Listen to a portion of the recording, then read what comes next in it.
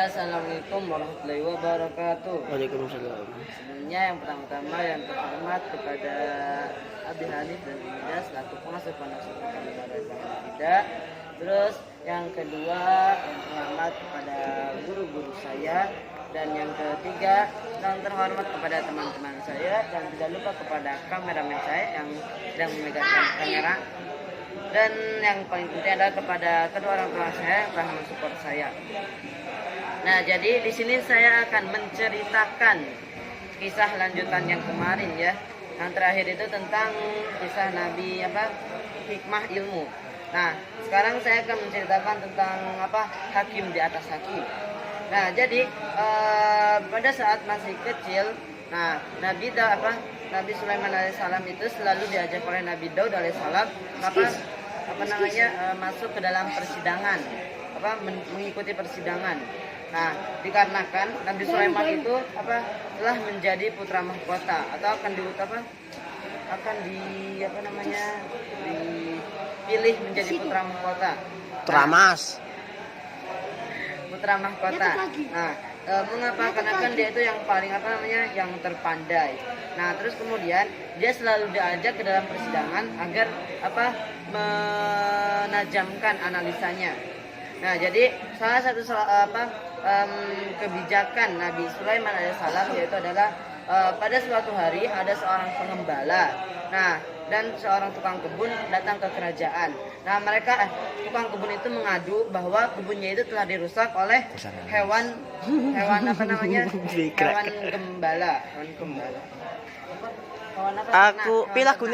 Aku adalah anak gembala. Oh, tidak nyambung. Nah, pengembala. Nah, terus tukang kebun itu cerita kalau kebunnya itu dirusak oleh kambing-kambingnya, hewan ternak. Nah, kemudian Nabi Daud alaihissalam itu mengadakan punishment, hukuman keadilan bahwa kambing punya seorang pengembala itu diberikan kepada seorang tukang kebun. Nah, kemudian keluarlah pengembala dan tukang kebun itu. Kemudian bertemu Nabi Sulaiman alaihissalam. Kemudian Nabi Sulaiman alaihissalam berkata kepada kedua orang pria itu dan mengatakan, sungguhnya demikian aku tidak akan membuat keadilan seperti itu. Kemudian Nabi Daud memanggil Nabi Sulaiman alaihissalam. Nah, terus bertanya, keadilan seperti apakah yang akan kau berikan? Nah, kemudian Nabi Sulaiman berkata, apabila aku yang memberi keadilan, maka aku akan menyuruh kambing seorang pengembala itu diberikan kepada tukang kebun agar tukang kebunnya itu dapat memanfaatkan dari susunya, dari bulu-bulunya atau dari apanya. Nah, terus sedangkan seorang pengembala ini dia disuruh untuk menanam kebun sebanyak yang telah dirusaknya, sampai tingginya itu sampai sama yang telah dirusaknya, pokoknya gitu. Sehingga apabila telah sampai tujuan ya, pokoknya terus nanti dibarter lagi. Jadi pengembala mendapatkan kambingnya kembali, terus tukang kebun mendapatkan kebunnya kembali. Nah, terus kisah yang kedua ini, pada suatu hari ada dua perempuan, yang satu tua dan yang satu muda. Nah, masing-masing mempunyai satu anak. Nah, kemudian salah satu dari anak mereka itu diterkam harimau. Nah, dikarenakan tidak tahu anak siapa yang diterkam harimau, maka datanglah kedua perempuan itu ke kerajaan Nabi Daud alaihissalam. Kemudian diceritakanlah kejadian itu. Nah, Nabi Daud alaihissalam mengatakan bahwa anak itu milik seorang perempuan yang paling tua.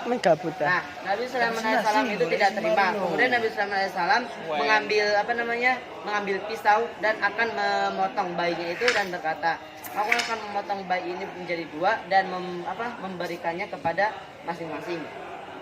Nah, kemudian perempuan paling muda itu sangat cemas, sangat resah hatinya itu. Nah, kemudian berkata, tidak, berikanlah anak itu kepada perempuan yang lebih tua. Nah, terus kemudian Nabi Sulaiman menyimpulkan bahwa seorang anaknya itu adalah milik seorang anak perempuan yang lebih muda. Nah, kemudian kisah yang ketiga, masih banyak. Kisah yang ketiga yaitu adalah ada 4 orang laki-laki dan seorang perempuan. Nah, jadi seorang perempuannya itu diajak berzina oleh 4 orang laki-laki. Kemudian seorang perempuannya itu menolak dengan keras. Akhirnya 4 orang laki-laki menolak dengan gaya. Akhirnya 4 orang laki-laki ini mengadakan diskusi bahwa akan memfitnahnya. Akhirnya 4 orang laki-laki ini datanglah ke kerajaan Nabi Daud alaihissalam dengan berkata bahwa seorang perempuan itu melakukan hal keji dengan anjing. Nah, kemudian dikatai coba. Kemudian langsung diberi hukuman. Si perempuannya itu langsung diberi hukuman. Jadi badannya itu dikubur segini. Dirajam itu apa? Hah? Dirajam itu apa? Iya, pokoknya badannya itu dilempar batu nggak sih? Sampai sisa kepalanya, habis itu dirajam pakai batu. Iya. Sampai dia meninggal. Nah, akhirnya seorang Nabi Sulaiman itu mengalami hal ganjil. Sesuatu yang ganjil di kejadian itu. Kemudian Nabi Sulaiman alaihissalam itu menyuruh 4 orang pembantunya untuk menjadi 4 orang lelaki tadi dan 1 orang pembantu untuk menjadi seorang perempuan. Nah, akhirnya 4 orang pembantu itu memperagakan akhirnya Nabi Sulaiman mempunyai ide. Nah, ditanyakanlah satu persatu, apa warna anjing itu? Nah, ada yang menjawab merah, kuning, hijau, ada yang menjawab kelabu. Nah, akhirnya keesokan harinya Nabi Sulaiman itu memanggil 4 orang laki-laki itu dan memanggil 4 orang laki-laki itu dan memperagakan apa yang telah diperagakan kepada pembantunya. Dan betul saja, ketika ditanya ciri-ciri apa anjing itu, maka 4 laki-laki itu menjawab dengan berbeda-beda, sehingga dia diputuskanlah bahwa perempuan itu tidak salah dan yang salah dalam ekspektasi. Oke, lanjut yang segitu saja ceritanya. Lanjut cabang yang ketiga ya. Cabang yang ketiga itu tentang kerajaan gitu ya. Nah, jadi Nabi Sulaiman alaihissalam sudah menjadi putra mahkota sejak dia masih muda. Putra mas kok mahkota. Putra mahkota sejak dia masih muda. Tetapi kehidupan ini ada kata-kata yang bagus. Tetapi kehidupan ini seperti tidak mungkin seperti mawar yang tak berduri. Tidak mungkin mawar tak berduri. Nah, jadi pasti di atas kenikmatan itu pasti ada permasalahannya. Nah, jadi ketika Nabi Sulaiman itu telah diangkat menjadi putra mahkota, nah ada aja yang iri dengan Nabi Sulaiman, yaitu Absyalom yaitu seorang kakaknya. Nah, seorang kakaknya itu iri diloncati. Mati tidak menggelap deh. Tidak turang. Kok diloncati? Nah, kakaknya itu iri bahwa adiknya itu lebih dipilih menjadi putra mahkota. Akhirnya kakaknya itu memperluas pengaruh. Nah, jadi sosok baik kepada kaumnya, Kak duwe kaum sosok baik kepada rakyat. Dongeng wong yo. Sosok baik kepada rakyatnya, terus wis 8 menit lho delok ndo. Mendatangi orang-orang, sehingga apabila dia telah merasa cukup pengaruhnya, akhirnya dia mengirimkan mata-mata dan mengatakan apabila trompet ditiup maka datanglah ke depan gerbang. Akhirnya tibalah hari trompet ditiup. Nah, datanglah semua rakyatnya mati berarti kiamat berarti, Pak. Hah? Tiupan pertama ditiup. Enggak gitu. Pokoknya datanglah rakyat-rakyatnya. Kemudian kayak demo. Pilih Absyalom gitu. Akhirnya Nabi Daud alaihissalam itu sangat marah, sangat sedih atas perbuatan putranya.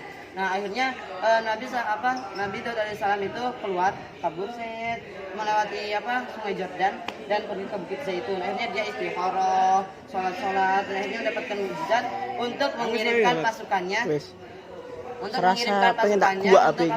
menyergap Absyalom. Nah, Nabi Daud alaihissalam itu ingin putranya itu ditangkap dengan hidup-hidup, tapi takdir berkata lain. Nah, jadi Absyalom itu dibunuh karena dia meronta ketika akan ditarik pokoknya gitulah. Nah, akhirnya meninggallah kakaknya Nabi Sulaiman alaihissalam. Nah, terus Nabi Sulaiman alaihissalam menjadi raja pada usia 13 tahun. Guys, sekian saja. Gitu. Masa? Udah di usia terakhir kayak gitu. Belum jadi raja kok. Udah. Lihat aja nanti kita teruskan. Yo kan, kok nanti sih? Kan udah lama. Maksudnya kita tentukan besok beberapa salahnya kita cukup. Oke, sekian saja dari saya. Kurang lebihnya mohon maaf. Wassalamualaikum warahmatullahi wabarakatuh. Waalaikumsalam. Berapa?